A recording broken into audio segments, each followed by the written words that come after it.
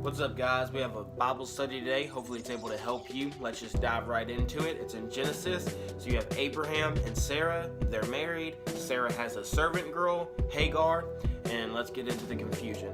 So God comes to Abraham and says, you're going to have a lot of kids with Sarah. So he's like, okay, God. But the problem is, Abraham and Sarah are very old, and Sarah's past the age of being able to have kids.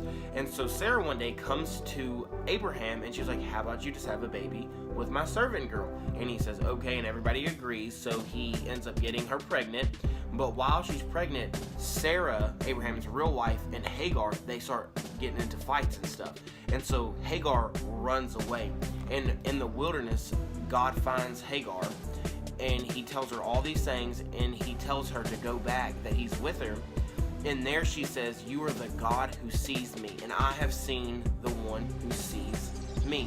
There she realized she had that encounter, and she realized God has been with her. So she goes back, and Abraham and Sarah have a baby now. And so jealousy and bitterness and that all happens again. And this time Sarah comes to her, to Hagar, and says, you have to leave now. And Abraham got a whole bunch of bags ready for them, a little bit of water, food, and they start going into the wilderness. Again, you see Hagar having to leave. And so this time, Hagar runs out of food, runs out of things to drink, and she lays her baby down, Ishmael, down by a bush, and just wails and weeps and is crying that her baby is about to die. But there an angel of the Lord comes to her and begins to give them water. God opens their eyes so they can see. And let's just pick up right here in verse 19. Then God opened her eyes, and she saw a well of water. And she went and filled the skin with water and gave the lad a drink.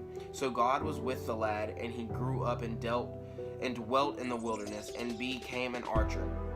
He dwelt in the wilderness of Paran, and his mother took a wife for him from the land of Egypt. And the lad, this is a New King James Version, I don't have my Bible, but the lad is obviously the little boy Ishmael. So I just want to leave it there for a second, and I want to talk about running and feeling alone.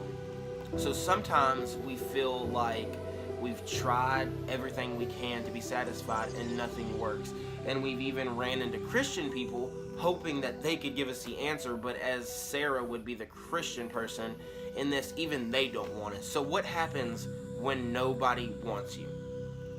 So we have a family friend that talked to my mom a while back, and she was in a church school, and while she was in the church school, at some time or another, three boys that were students with her, they ended up raping her and then beating her really bad.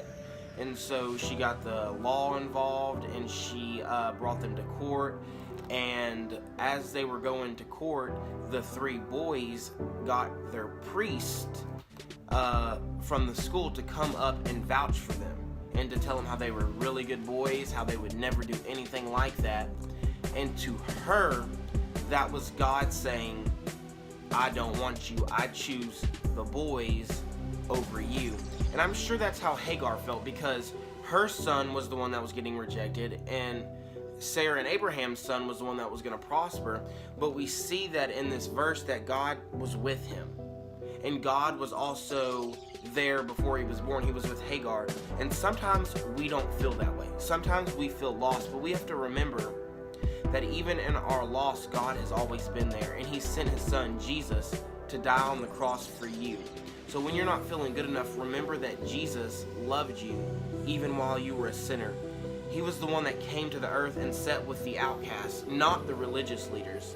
And also, I'm going to continue this Bible study later on about the woman of the well and how this relates to this, and even how Islam is brought into this, and how Jesus even then has always made a way for them to return to him. So I hopefully you liked it. Hopefully you will read your Bible and go deeper in that.